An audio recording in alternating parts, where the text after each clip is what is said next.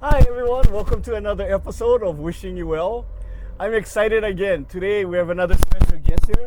It's not only a good friend, Jeff is a longtime friend. We were in the same high school social club together. Now if you don't know what a social club is, go ask your parents because we're a little too old and we don't have that much time to explain. But Jeff and I were in the same social club in high school. And then when I ran the YMCA program at Central YMCA, I hired Jeff to be one of my leaders. In fact, in the background is Central YMCA right now. Okay. Now this guy, I'm a bad boy, good boy, he's always a loyal friend, and he always stood by me all these years. But he does that to everybody, so I cannot say, that's one he does to everybody. Okay. So doing secret things, I learned some good things in life. Okay. Like sometimes, he told me, Jeff, sometimes you look out the window for your happiness. Look in the mirror. That's where you find your happiness. I remember telling you that. Happiness. Oh, you want to criticize people? You want to yell at people? You look in the mirror and you criticize yourself. You look at yourself.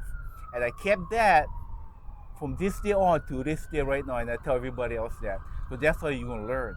You don't look out in the window to find your happiness, to criticize, to put down, to act up. You look in the mirror. Wow. That's already that you told me that. I remember they that. They wanted like, yeah. Okay, so that I learned a lot of things at the YMCA. I don't know if you remember it, but you told me something one day when I was a YMCA director. You said, what I remember about you in high school is you were the best athlete and you were the best dancer.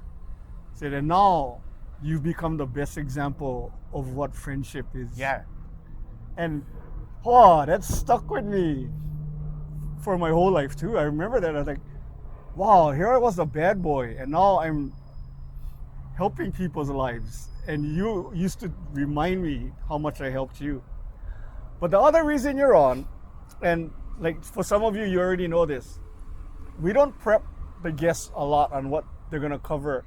So I'm gonna surprise Jeff with a little something that I want him to explain about. He is also the parent of 2 kids who have special needs. Oh, autism. Yeah. And I feel bad when I was handicapped recently. He's had to deal with that his whole life, or their lives. How was it? Well, it's one thing you asked me. I was kind of bitter before. I don't want to mention the past and stuff. I was bitter. I was an angry guy, kind of depressed. And I know how it is. I have a disability too. I have a learning disability and I have short tongue, so I've been teased and stuff. But I learned that no matter what, people go, it's like with you, Bob, people always going to think positive.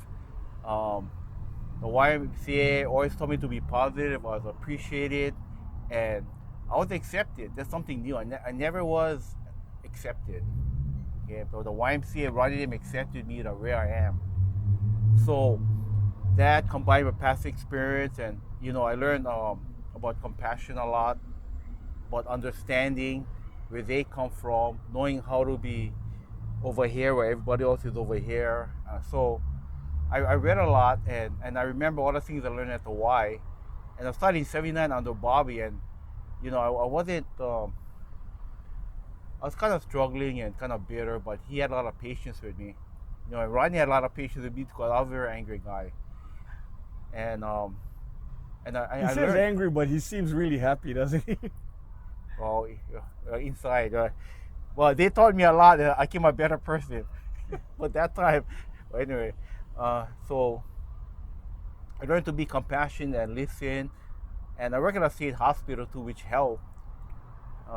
Although they don't have they have a disability, which is autism, which is not with the psychiatric side, but it's the access to it as a social skills and really being the feeling of being loneliness and isolated and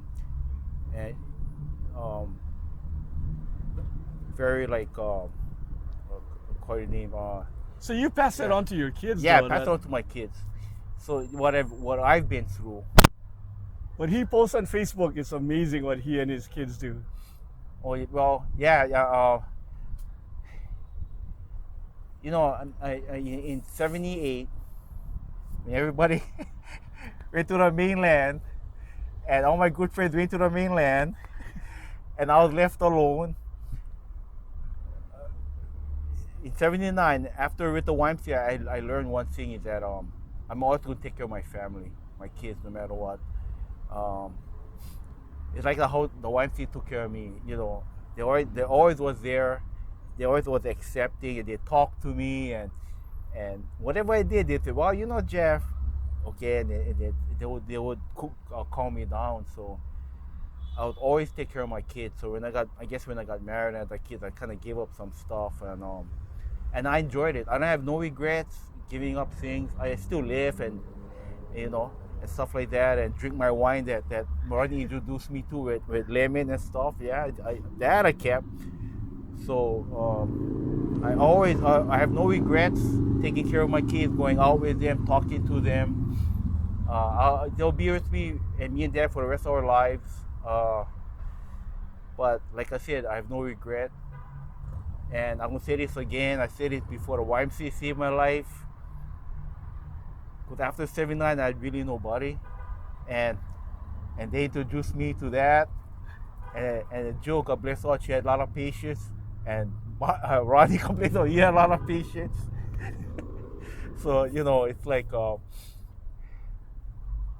have no regrets. I'm happy that I went to the Y. You know.